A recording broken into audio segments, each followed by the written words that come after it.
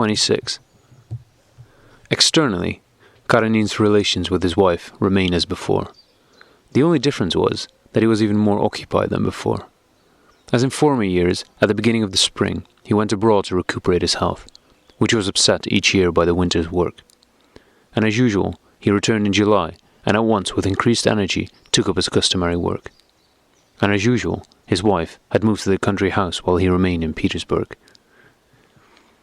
Since their conversation on the night of the Princess Tverskaya's party, he had never spoken to Anna of his suspicions and jealousy, and that habitual tone of his, which seemed to mock at someone, was exactly suited to his present relations with her.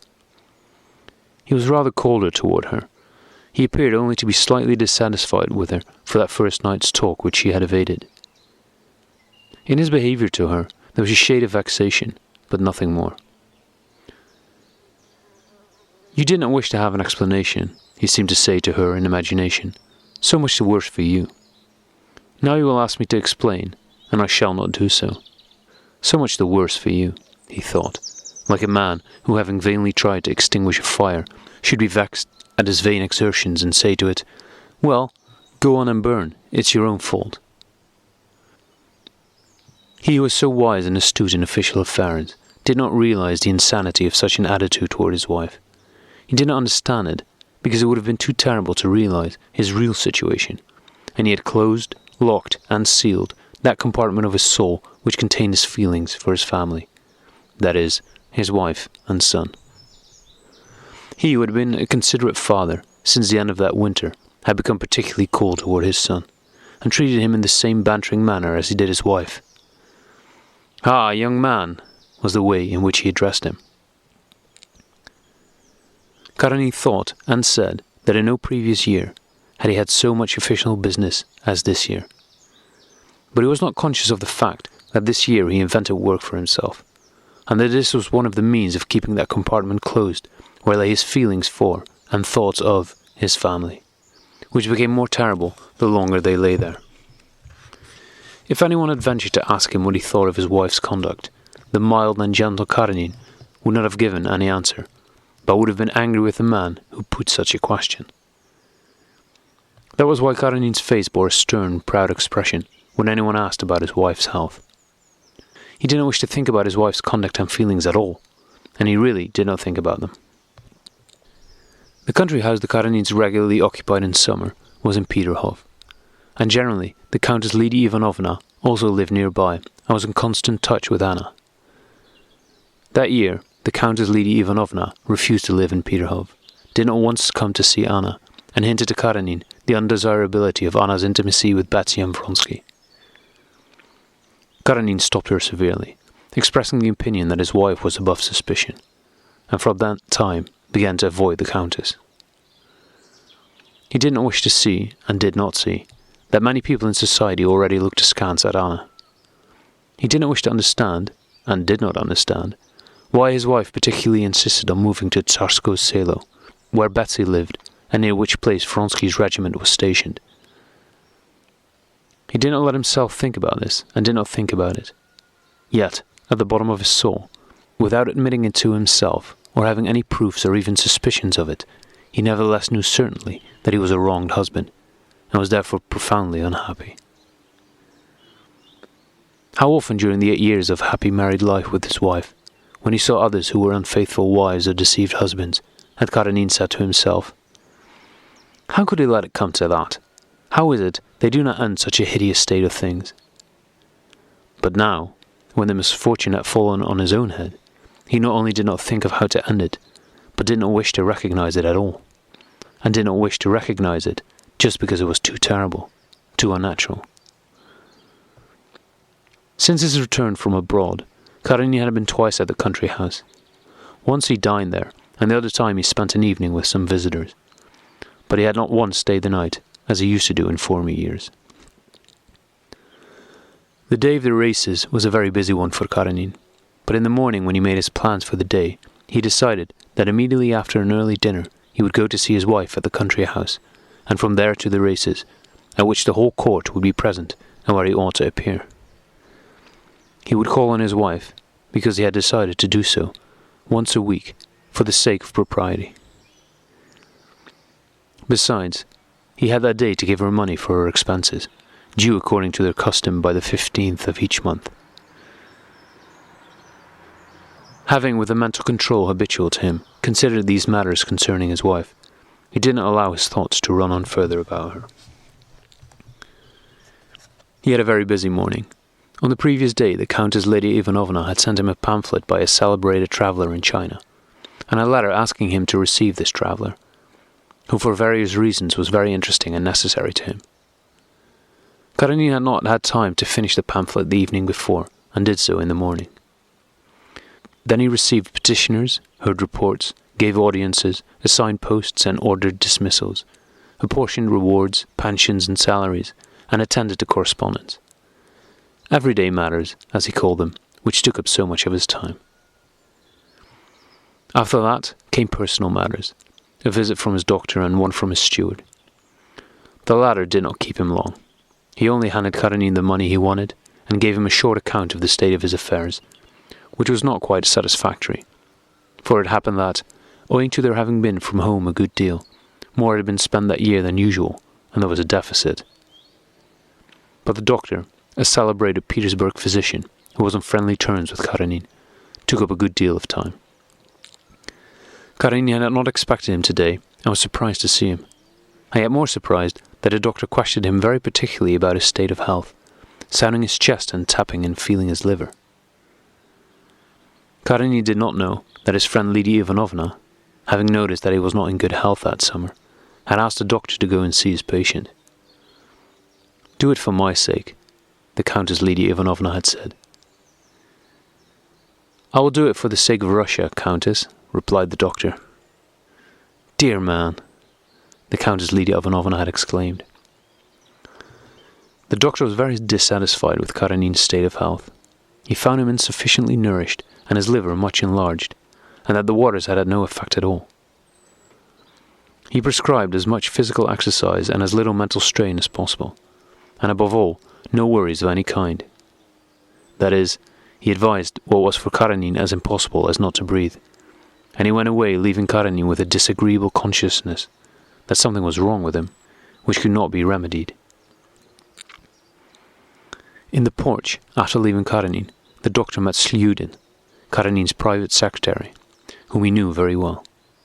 They had been at the university together, and though they very seldom met, they respected one another and were good friends, and to no one but Sludin would the doctor have expressed his opinion about his patient. "I'm very glad you've been to see him," said Sludin. "He's not well, and I believe that—" "Well, what is it?" "It is this," said the doctor, beckoning over Sludin's head to his coachman to drive up. "It's this," and with his white hands he took a finger of his kid glove and stretched it. "If you try to break a cord that is slack, it is not easy to break it, but strain that cord to its utmost, and the weight of a finger will snap it. And he, by his hard work and the conscientious way he does it, is strained to the utmost. And there is a pressure from outside, and a heavy one," concluded the doctor, raising his eyebrows significantly. "Will you be at the races?" he added, descending the steps to his brougham. Yes, of course it takes a lot of time," he replied to some remark of Sludin's, which he had not quite caught.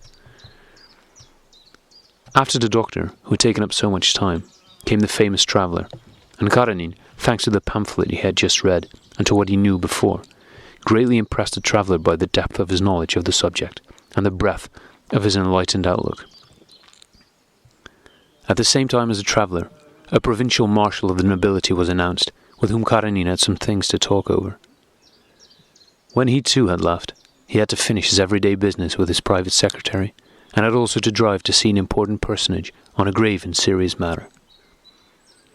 He only managed to get back at 5, his dinner time, and having dined with his private secretary, he invited the latter to drive with him to his country house, and to go to the races with him. Without acknowledging it to himself, Karenina now looked out for opportunities of having a third person present at his interviews with his wife. 27. Anna was upstairs standing in front of a mirror pinning, with Anushka's help, a last bow to her dress, when she heard the wheels of a carriage grating on the gravel at the entrance. It is too early for Betsy, she thought, and glancing out of the window she saw the carriage, and sticking out of it a black hat and Karenin's familiar ears. How unfortunate! Can he mean to stay the night? Thought she, and so awful and horrible appeared to her the consequences that might result therefrom, that, without a moment's hesitation, she went out to meet him with a bright beaming face. And feeling within herself the presence of the already familiar spirit of lies and deceit, she gave herself up to it at once, and began speaking without knowing what she was going to say. "Ah, how nice it is," she said, giving her husband her hand and smilingly greeting Schluden as a member of the household. "You're staying the night, I hope?" were the first words, prompted by the spirit of lies. "And now we shall go together.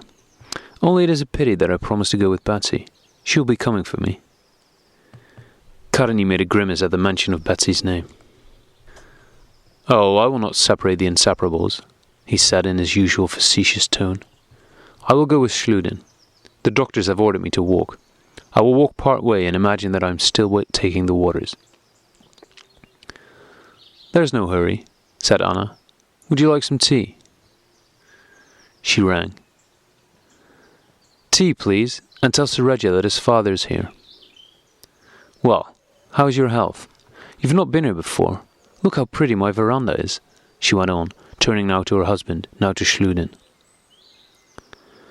She spoke very simply and naturally, but too much and too fast. She felt it herself, especially as by the inquisitive way Schluden looked at her, she noticed that he seemed to be watching her. Schluden immediately went out onto the veranda, and she sat down by her husband. "You're not looking quite well," she said. "No," he replied. "The doctor came to see me this morning, and robbed me of an hour. I feel that some friend of mine must have sent him. My health is so precious." "Yes, but what did he say?"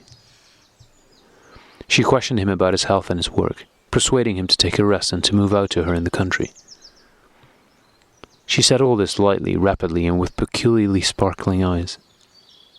But Karenina did not now attach any importance to this tone of hers. He only heard her words, and gave them only their direct meaning, and he answered simply, though jokingly. In all this conversation nothing particular passed, but never afterwards could Anna recall this short scene without being tormented by shame. Sir Reggie came in, preceded by his governess. Had Karenina allowed himself to observe, he would have noticed the timid, confused look which a child cast first at his father and then at his mother. But he did not want to see, and did not see, anything. "Ah, young man! He has grown. He's really getting quite a man. How do you do, young man?" And he held out his hand to this frightened boy. Sir Reggie, who had always been timid with his father, now that the latter addressed him as young man, and that the question whether Vronsky was a friend or a foe had entered his head, shrank from him. He looked round at his mother, as if asking for protection. Only with his mother he felt at ease. Karenina meanwhile talked to the governess with his hand on his son's shoulder, and Sir Reggie felt so extremely uncomfortable that Anna saw that he was about to cry. Anna, who had blushed when the boy came in, saw how distressed he was, and rising, lifted Karenina's hand over his son's shoulder, kissed the boy, led him out onto the veranda, and returned at once. "Well, it's time we were going," she said, glancing at her watch. "I wonder Betsy has not come." "Yes," said Karenina, and interlacing his hands he cracked his fingers. "I also came to bring you some money, since nightingales are not fed on fables," he added. "I expect you want it?" "No, I don't." "Yes, I do," she replied without looking at him, and blushing to the roots of her hair. "But I suppose you will call here after the races?" "Ah, yes," answered Karenina. "And here's the ornament of Peterhof, the Princess Tverskaya," he added, glancing out of the window at an approaching carriage of English build, with a small body placed very high. "What elegance! Charming! Well then, we will start too." The Princess Tverskaya did not get out. Only her footman in his black hat, cape, and gaiters jumped down at the front door. "I am going. Goodbye," said Anna, and giving her son a kiss she went up to Karenina and held out her hand to him. "You are very kind to come." Karenina kissed her hand. "Well then, au revoir. You will come back for tea, that is right," she said, and went out beaming and gay. But as soon as she ceased to see him, she became conscious of the place on her hand his lips had touched, and shuddered with disgust. 28. When Karenina appeared at the racecourse, Anna was already sitting beside Betsy in the grandstand, the stand where all the high society was assembled. She saw her husband from afar. Two men, her husband and her lover, were the two centres of her life, and without the aid of her senses, she was aware of the presence of either. From afar, she already felt the approach of her husband, and involuntarily watched him amid the surging crowd through which he was moving. She saw how he approached the grandstand, now condescendingly replying to obsequious bows, now amiably and absent-mindedly greeting his equals, now watchfully waiting to catch the eye of the great ones of this world, and raising his large round hat, which pressed on the tips of his ears. She knew all these ways of his, and they were all repulsive to her. Nothing but ambition, nothing but a wish to get on. That is all he has in his soul, she thought, and lofty views, love of enlightenment and religion, are all only means toward getting on. She knew by the way he looked at the lady's stand that he was trying to find her. He looked straight at her, without recognizing her amid the sea of muslin, ribbons, feathers, sunshades, and flowers. But she purposely disregarded him. "Alexis Alexandrovitch," the Princess Betsy called to him. "I'm sure you don't see your wife. Here she is." He smiled his usual cold smile. "There's so much splendour here that my eyes are dazzled," he replied, and approached the stand. He smiled at Anna as a husband should smile when meeting his wife, whom he had seen shortly before, and greeted the princess and other acquaintances, giving to each what was due, that is to say, joking with ladies and exchanging greetings with the men. At the foot of the stand stood a general aide-de-camp respected by Karenina, and noted for his intelligence and education. With him, Karenina entered into conversation. There was an interval between two races, so that nothing hindered the conversation. The general aide-de-camp disapproved of the races. Karenina replied, defending them. Anna heard his high, measured voice, and did not miss a single word. Each word seemed to her false and grated painfully on her ear. When the four-verst steeplechase was beginning, she leaned forward, and did not take her eyes off Vronsky while he went up to his horse and mounted it. And at the same time, she heard her husband's repulsive, unceasing voice. She was tormented by anxiety for Vronsky, but suffered even more from what seemed to her the incessant flow of her husband's shrill voice with its familiar intonations. "I am a bad woman, a ruined woman," she thought, "but I dislike lies. I cannot stand falsehood, but his food is falsehood. He knows everything, sees everything. What then does he feel if he can talk so calmly? If he were to kill me, and if he were to kill Vronsky, I should respect him. But no, lies and propriety is all he cares about," said Anna to herself, without considering what she really wanted of her husband, or what she should have liked him to be. Nor did she understand that Karenina's peculiar volubility, which so irritated her, was only an expression of the anxiety and unrest within him. As a child that has been hurt skips about, making its muscles move in order to dull its pain, so Karenina needed mental activity to smother those thoughts about his wife, which in her presence and in the presence of Vronsky, and amid the continual mention of his name, forced themselves upon him. And as it is natural for the child to skip about, so it was natural for him to speak cleverly and well. He said, "The danger in military, that is, cavalry, steeplechases is an unavoidable element of the racing. If England can point to the most brilliant cavalry charges in military history, it is entirely due to the fact that she has historically developed this capacity in her men and horses. Sport, in my opinion, has great value, but we, as usual, see only what is most external."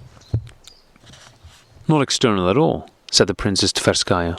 "They say one of the officers has broken 2 ribs. Karenina smiled his usual smile, which showed his teeth but expressed nothing. "Granted, Princess," said he, that is not external but internal. But that is not the point," and he again turned to the general with whom he was talking seriously. Do not forget that it is military men who are racing, men who have chosen that career, and one must admit that every calling has a reverse side to its medal. It is directly involved in their military duty. The monstrous sports of prize fighting, or the Spanish bullfight, are indications of barbarism, but specialized sport is a sign of progress. "No, I shan't come again. It excites me too much," said the Princess Betsy. "Don't you think so, Anna?" "It is exciting, but one cannot tear oneself away," said another lady. "If I'd been a Roman, I should never have missed a gladiatorial show." Anna said nothing, but without putting down her glasses, looked steadily at one point. At that moment, a highly placed general made his way through the stand. Interrupting his speech, Karenina rose hurriedly, but with dignity, and bowed low to his general. "You are not racing?" said the latter to him jokingly. "My race is a harder one," replied Karenina respectfully. And though the answer did not mean anything, the general made as though he had heard a clever reply from a clever man, and quite appreciated la pointe de la sauce.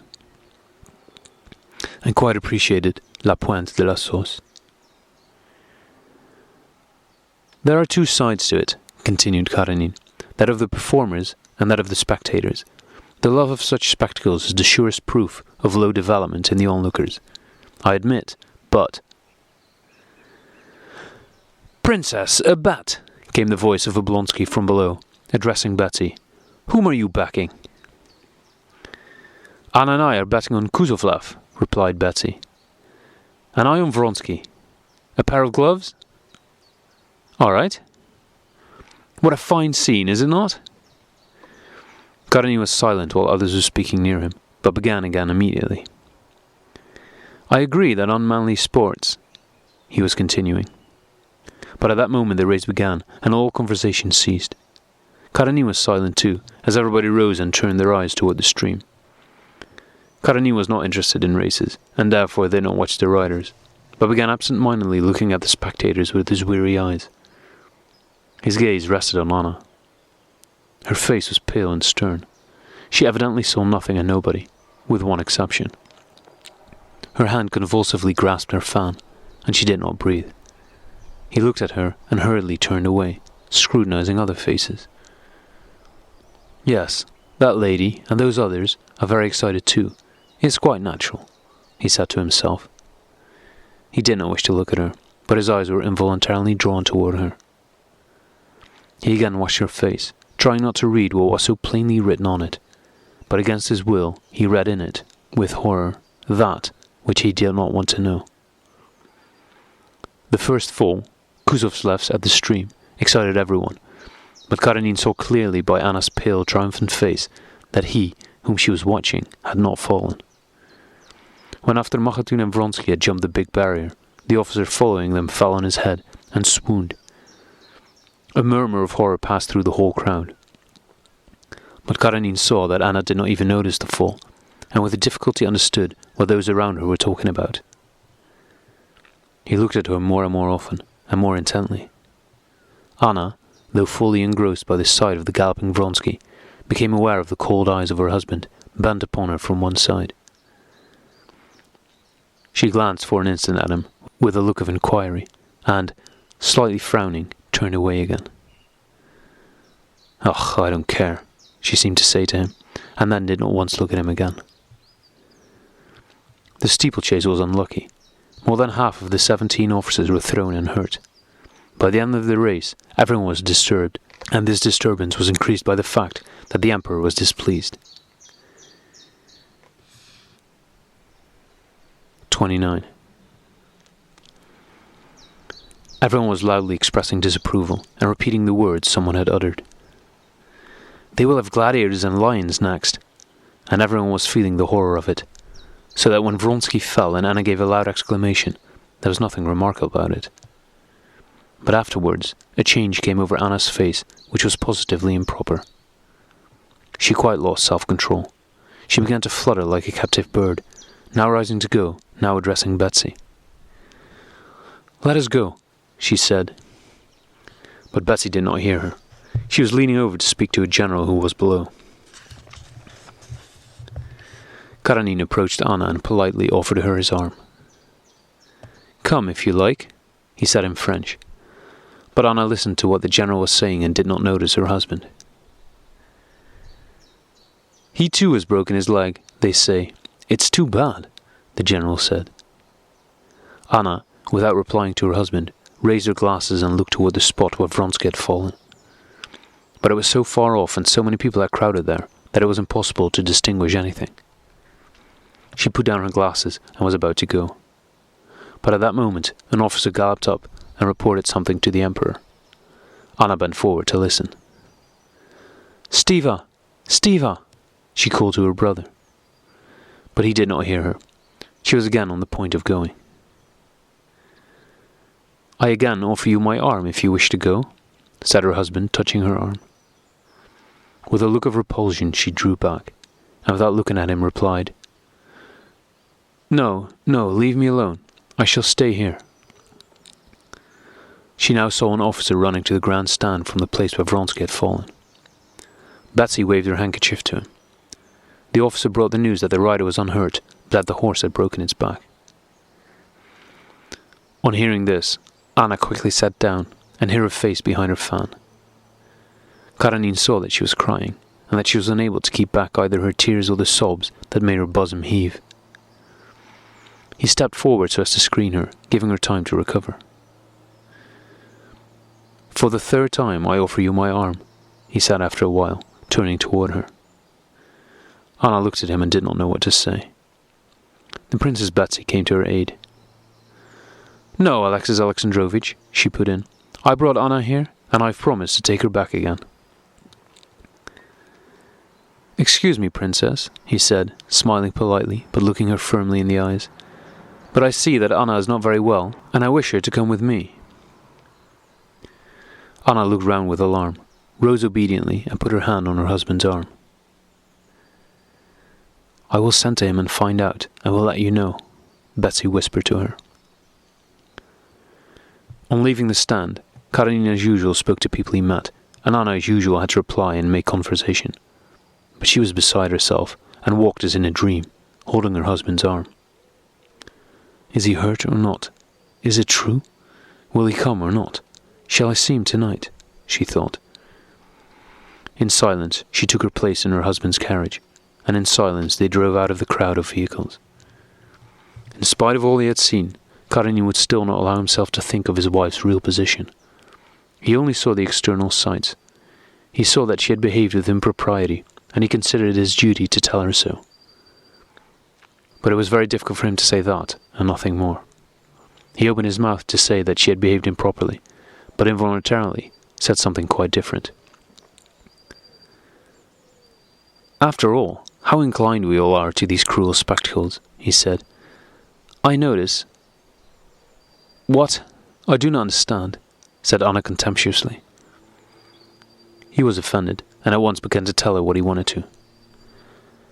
"I must tell you," he said. "It's coming, the explanation," she thought, and felt frightened. "I must tell you that you behaved improperly today," he said in French. "How did I behave improperly?" she said aloud, quickly turning her head and looking him straight in the eyes, now without any of the former deceptive gaiety, but with a determined air, beneath which she had difficulty in hiding the fright she felt.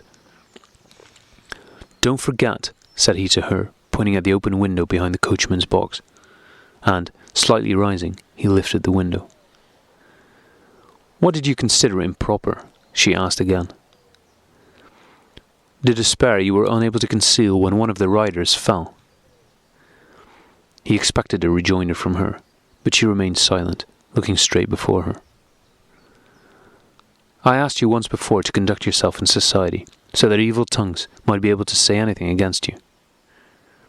There was a time when I spoke about inner relations. Now I do not speak of them. I speak now of external relations. Your conduct was improper, and I do not wish it to occur again." She did not hear half that he said, but felt afraid of him, and wondered whether it was true that Vronsky was not hurt. Was it of him they were speaking when they said that he was not hurt, but the horse had broken its back? She only smiled with simulated irony when he had finished. and she did not reply because she had not heard what he said. Karenina had begun to speak boldly, but when he realized clearly what he was talking about, the fear she was experiencing communicated itself to him. He saw her smile, and a strange delusion possessed him. She smiles at my suspicions. In a moment she will tell me what she told them, that these suspicions are groundless and ridiculous. Now that a complete disclosure was impending, he expected nothing so much as that she would, as before, answer him mockingly that his suspicions were ridiculous and groundless. What he knew was so terrible that he was now prepared to believe anything. But the expression of a frightened and gloomy face did not now even promise deception.